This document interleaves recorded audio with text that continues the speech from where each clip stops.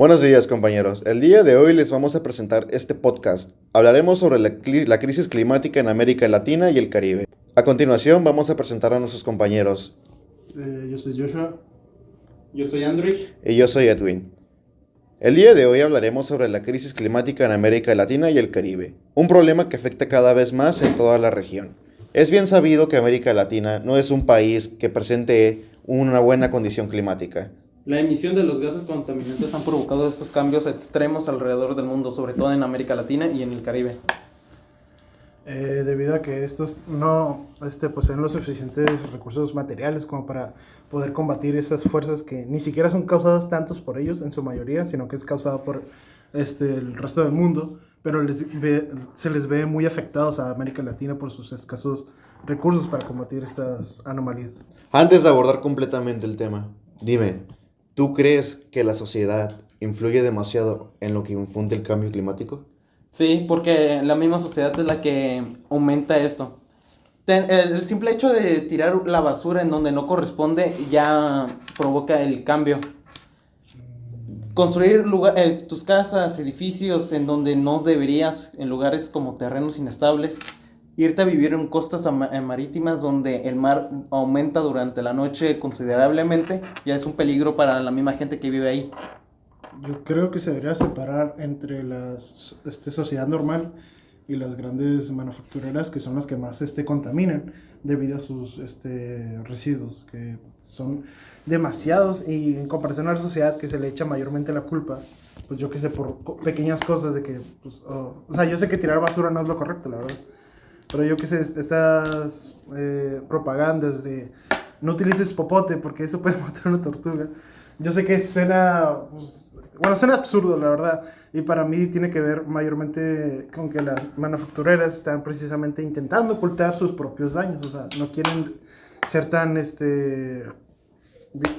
apuntados por la opinión pública, sino que quieren echarle la culpa a alguien más. Simplemente, yo opino de eso, o sea, es que se debería separar esos dos puntos. Entonces, la zona industrial y la zona urbana debería estar separada en vez de mezclada.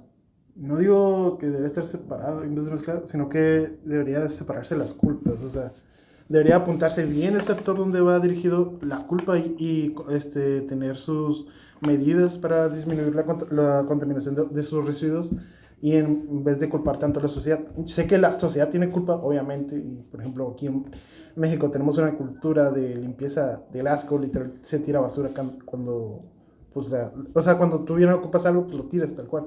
No se va a un bote de basura y lo tiras tú expresamente, sino que pues, haces prácticamente lo que quieras y muy pocas veces recibes consecuencias. Por eso yo digo que se debe apuntar bien, pero también se debe educar de la manera correcta y no tanto echarle la culpa, sino que educar. Por ejemplo, hablamos del desabasto de agua en todo México. Literal, ahorita Tijuana también está casi en sequía, si no es porque nos pasa agua a Estados Unidos. Eso se debe también en parte de la crisis climática y el mal organizamiento del gobierno, la verdad, de que no tengan Como reservas. ustedes dijeron moralmente, sí, estamos bien secos, ¿y qué es lo que hacen nosotros? ¿Qué hacemos nosotros? Quemarlo. Y vender más agua, vender agua a empresas. Por eso digo que sí se debe de influenciar por esa parte de las manufactureras. Y cuando no es culpa de nosotros, sino naturalmente. Pues que naturalmente, últimamente has tenido esa teoría de que es el punto natural del mundo, de que ya Constantemente está en cambio. Ajá, se dice que ya la humanidad, pues precisamente, o sea, el clima está cambiando porque la humanidad se tiene que adaptar o bien tiene que morir. O sea, esa teoría me parece un poco agresiva porque se me hace que sí es como que le quita, o sea, de hecho no, se me hace que le quita un poco la culpa a los humanos. O sea, y a fin de cuentas creo que necesitamos pues, responsabilidades por nuestros propios actos. También en lo natural podría considerarse el hecho de que las salinizadoras que se encuentran en la bahía, toda la salmuera que queda va desechada a los océanos. Y ese mismo desecho de salmuera provoca que el ecosistema se vea muy afectado. Por ejemplo, en China también a ellos no les importa mucho tirar sus desechos, simplemente lo hacen, no sé, como no tienen regulaciones o no les dicen nada los países alrededor, simplemente lo hacen y lo continuarán haciendo. No solo China, mira la India. Hombre, la India. Güey, No, güey, las montañas de basura que pero tienen. estamos hablando de América Latina y el Caribe, güey, ¿por qué decimos China y Porque afecta, o sea, toda la descontaminación de todo el mundo afecta indirectamente a América Toda Latina. su basura. O sea, aunque nosotros Ok, entonces ustedes considerarían que no solamente América Latina y el Caribe se ve afectada por su propia contaminación, sino también por la contaminación global que todos los países del mundo generan. Sí. Muy bien. De acuerdo con el IPCC, que es el panel intergubernamental sobre cambio climático, las actividades humanas son la principal causa del calentamiento global. La emisión de gases contaminantes ha provocado cambios extremos en el clima alrededor del mundo. Yo como experto del tema les puedo comentar que nosotros en la CEPAL explicamos que esta crisis climática no solo afecta al medio ambiente, sino también a la economía de América Latina. Sectores como la agricultura, el turismo y la pesca han sufrido muchas pérdidas. Por otro lado, el Banco Mundial advierte que millones de personas podrían caer en pobreza debido a fenómenos extremos como inundaciones y sequías. Esto demuestra que la crisis climática también es un problema social y económico, no solo ambiental. Gracias a la opinión del experto, pues podemos hablar de cómo afecta esto a la economía. ¿Ustedes creen que es relevante acá en América Latina cómo afecta? Por supuesto, porque todo cambio climático y toda afectación en el medio ambiente genera un declive económico, porque todo lo que se tiene que invertir para evitar esa crisis climática o ambiental, todo va por parte del gobierno, y eso genera que toda la inversión del gobierno se vaya en eso. Si bien es bueno, es algo que podía haberse evitado.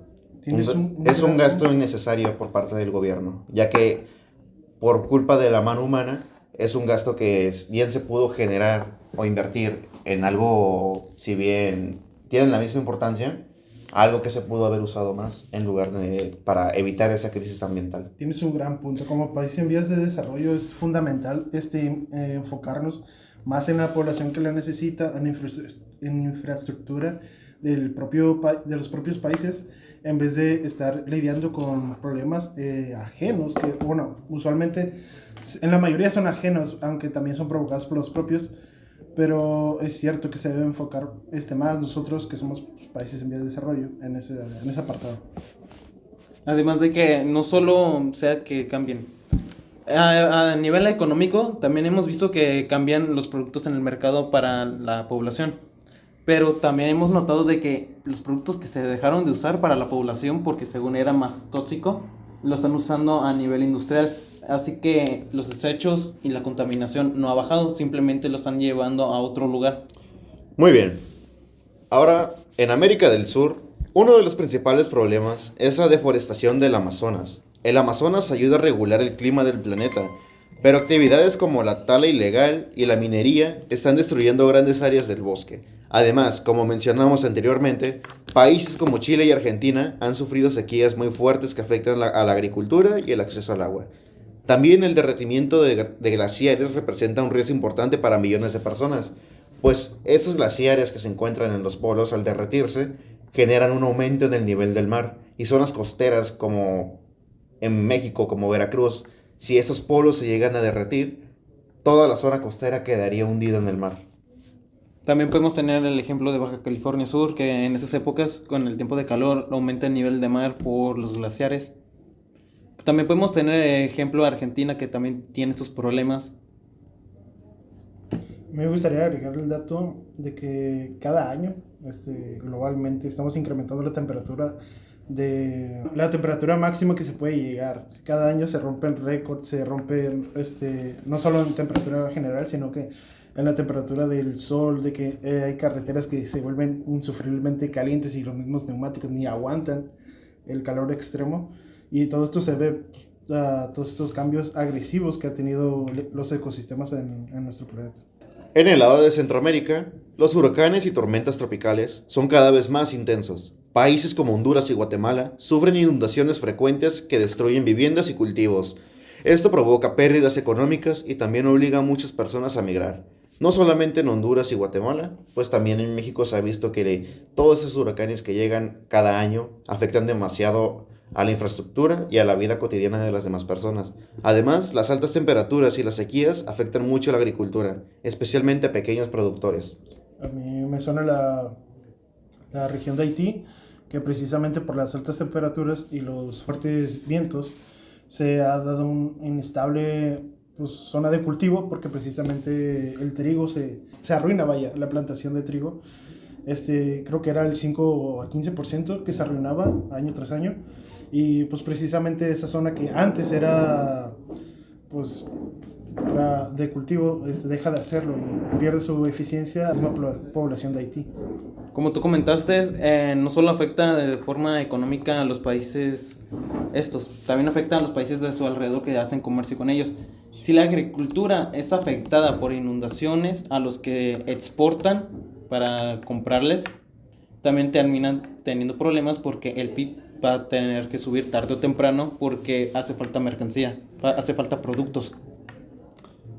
En el lado del Caribe, como mencioné hace rato, una vez que los polos se derritan, el nivel del mar va a aumentar demasiado, y el Caribe es una de las zonas que más afectadas se van a ver, ya que el aumento del nivel del mar es uno de sus mayores problemas, ya que al ser una zona que se basa en islas, es un lugar donde el nivel del mar afectará demasiado, llegando al riesgo de que incluso toda la zona llegue a ser tapada por todo el océano. Muchas islas pequeñas corren este riesgo debido a la erosión costera y los huracanes, que de por sí ya es algo que genera mucho daño en la infraestructura. También el turismo se ve afectado cuando ocurren estos desastres, ya que el Caribe es un lugar que gran parte de su economía se basa en turismo. ¿Sabes? Eso impacta directamente a la economía de muchos países caribeños. Se ve previsto mundialmente que también para 2030 se tenga resuelto algunas de las problemáticas principales del cambio climático, aunque estas son muy exageradas, la verdad. O sea, son metas casi imposibles, y más para los estados que no pueden, como pues América Latina y el Caribe. Precisamente piden un esfuerzo del 45% para disminución de la crisis que está actualmente, pero dado la infraestructura que está actualmente en la América Latina y el Caribe, se ve casi imposible hacer eso.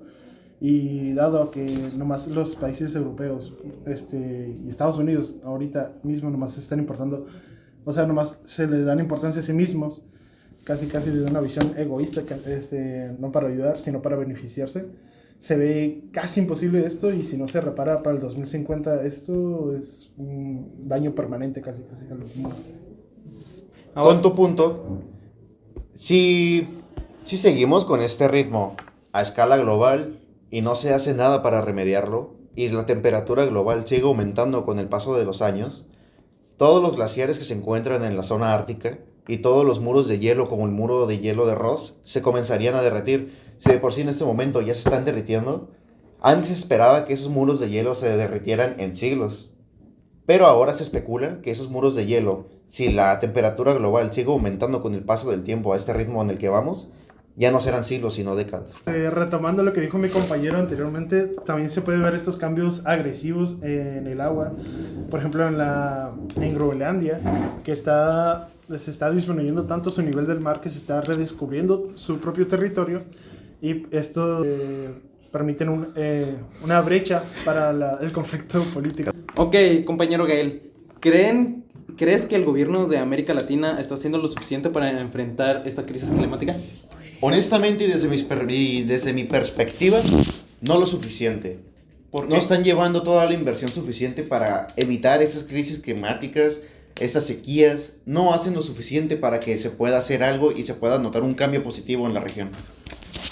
Mira, dadas la situación ahorita de América Latina, literal se están quedando casi sin sustento. Por ejemplo, en México está el tema de que hay más, o sea, su PIB se está yendo más y más en decadencia. La verdad, esto se da, o sea, la razón por la que los países de América Latina y el Caribe no tienen suficiente infraestructura o incluso capital para poder combatir estas razones, se podría dar un poco a la omisión o incluso la corrupción de los mismos gobiernos, pero aunque se diera, tendría que ser un cambio bastante grave, porque precisamente se estaría descuidando una parte de su propio gobierno, o sea, su propio estado, su gente, se estaría descuidando para combatir esta problemática, considero yo que sería así. Entonces, si nos enfocamos a combatir esta problemática, estaremos dejando pendiente otros problemas.